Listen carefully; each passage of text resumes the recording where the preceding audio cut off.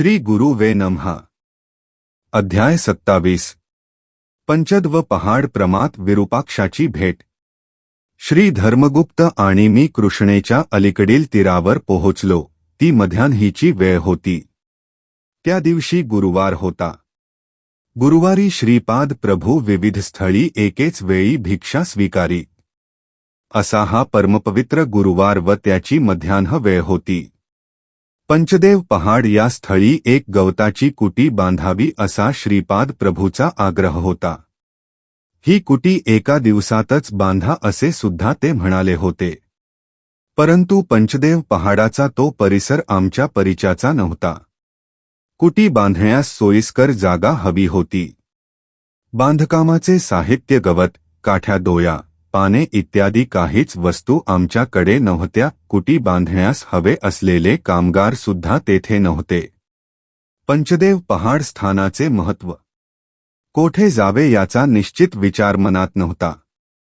या परिसरात आम्ही वाटसरूप्रमाणे इकडे तिकडे फिरत होतो।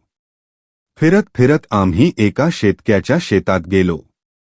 तेथे तो आपल्या जनावरांसाठी गोशालेचे निर्माण करीत होता। शेतात एका स्वच्छ जागी एक उंच ओटा बांधला होता आणि त्यावर शेताच्या मालकासाठी एक गादी बसण्याकरिता घालून ठेवली होती। त्या गादीवर बसलेल्या मालकाने आम्हास बोलावून आमचे स्वागत केले आणि आम्हास भोजन दिले। आम्ही भुकेजलेलो होतो। शूद्राच्या घरचे भोजन करावे का नाही ही शंका आमच्या मनात क्षणभर डोकावून गेली। तेव्हा त्या शेताचा मालक चिडून म्हणाला, आमची जनावरे चोरून नेऊन दुसऱ्या प्रांतात विकणाया तुम्हाला शूद्राचे भोजन घ्यावे का नाही अशी विचित्र शंका आली का? त्या मालकांच्या दृष्टीने आम्ही चोर ठरलो होतो। परंतु भुकेमुळे आम्ही तेथील भोजन केले। त्या शेताच्या मालकाचे नाव विरूपाक्ष असे होते। भोजन झाल्यावर आम्हा दोघांना एका झाडास बांधण्यात आले। मी एक गरीब ब्राह्मण आहे। माधुकरी मागून आपला उदरनिर्वाह करतो असे अत्यंत दीनवाणीने त्यांना सांगितले। माझ्याकडे धन अजिबात नाही हे सुद्धा पुन्हा सांगितले। यानंतर त्या शेताच्या मालकाचे लोक धर्मगुप्ताकडे धन असेल अशा विचाराने त्यांच्याकडे गेले आणि त्यांच्याकडील असलेले सारे धन हिसकावून घ्यावे अशा विचारात होते।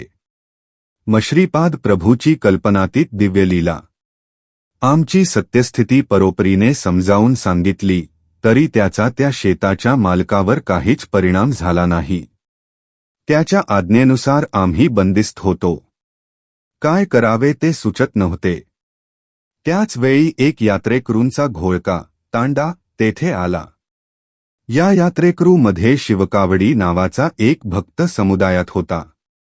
हे यात्रेकरू वासविकन्यका परमेश्वरीसाठी कावडी नेत असतात। हे भक्तगण त्रिपुंडगंध लावतात, घंटानाद करीत श्री कन्यका परमेश्वरीची स्तुती भरीत गीते गात आपले मार्गक्रमण करतात। गंगेच्या पवित्र जलाची कावड शुभ कार्यासाठी किंवा वासवी मातेच्या जयंतीच्या उत्सवासाठी हे भक्तगण वाहून आणतात। या यात्रेकरूमध्ये अजून एक प्रकारचे साधक असतात। त्यांच्या कटीस एक पट्टा बांधलेला असतो। या पट्ट्यामध्ये तलवार, कवच आणि विविध प्रकारची युद्धाची शस्त्रे असतात। या लोकांच्या समुदायास वीरमुष्टी असे नाव आहे। हे लोक नामाचा जयघोष करीत घंटानाद करीत येतात। त्या शेतक्याने आलेल्या यात्रेकरूंना आणि वीरमुष्टी लोकांना भोजन देऊन त्यांचा सत्कार केला। त्यानंतर आम्हास बंधनातून मुक्त करून गोशाळेच्या निर्माण कार्यात मदत करा असा आदेश त्या शेताच्या मालकाने दिला। आम्ही कामास लागलो। सायंकाळी काम संपल्यावर विरूपाक्षाने आम्हास प्रश्न केला, मुष्ठीतील मुष्ठी वीरमुष्ठी याचा अर्थ काय? आम्हास तो अर्थ माहीत नसल्याने आम्ही शेतक्यास तसे सांगितले। त्या दिवशीचे सायंकाळचे भोजन सुद्धा त्याने आम्हास दिले। गायींच्या संरक्षणार्थ आम्ही त्या रात्री तेथेच झोपावे असे त्या शेतक्याने आम्हास सांगितले। नंतर तो शेताचा मालक आपल्या सेवेक्याबरोबर हस्त खेळत निघून गेला। त्या रात्री आम्ही मध्यरात्रीपर्यंत श्रीपाद प्रभूचे नामस्मरण आणि दिव्य लीलांचे स्मरण करीत होतो। त्यानंतर आम्हास झोप लागली. सकाळी सूर्याची किरणे अंगावर पडताच घाईने उठून बसलो. आजूबाजूस पाहिले, तेथे गायी नव्हत्या. आजूबाजूचे शेतकरी येऊन विचारू लागले की ती जागा त्यांनी किती किमतीस विकत घेतली.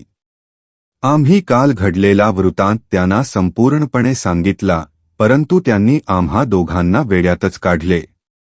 आमच्या मनात एकच प्रश्न सतत घोळत होता, काल पाहिलेले दृश्य खरे का, हे दिसत असलेले खरे? अशा संभ्रमित अवस्थेत असतानाच एक अपरिचित गृहस्थ आला. त्याने आम्हास विचारले, श्री वासवी कन्यका देवीचा जन्म वैशाख शुद्ध दशमीच्या दिवशी झाला का सप्तमीच्या दिवशी झाला? या प्रश्नास उत्तर देताना श्री धर्मगुप्त म्हणाले, श्री वासवी मातेचा जन्म वैशाख शुद्ध दशमीच्या दिवशी मध्यान्ह समयी झाला. त्या दिवशी शुक्रवार होता. हे उत्तर ऐकून तो अपरिचित गृहस्थ म्हणाला, तुम्ही दोघे वेडे आहात. त्या गृहस्थाने श्रीपाद प्रभूबद्दल काढलेले उद्गार आम्हास आवडले नाहीत. परंतु कुरुगड्डीस तत्काळ जाण्यास निघण्याचा विचार करून आम्ही मार्गस्थ झालो. आमच्या दोघांकडे नावड्यास देण्यास पैसे नव्हते. ही गोष्ट आम्ही नावाड्यास नावेत चढण्यापूर्वीच सांगितली. त्यामुळे नावाड्याला दया येऊन त्याने आम्हास नावेत बसू दिले. नाव चालू झाल्यावर नावाड्याची दृष्टी धर्मगुप्तांच्या बोटातील अंगठीवर गेली. त्याने ती काढून घेतली, परंतु स्वतः जवळ ठेवता कृष्णेच्या पाण्यात टाकून दिली. आम्ही नदी पार करून कुरुगड्डीस पोहोचलो. त्यावेळी श्रीपाद प्रभू कृष्णा नदीत स्नान संध्यादी आटोपून तपश्चर्येसाठी बसले होते. श्रीपाद श्रीवल्लभांचा जय जयकार असो.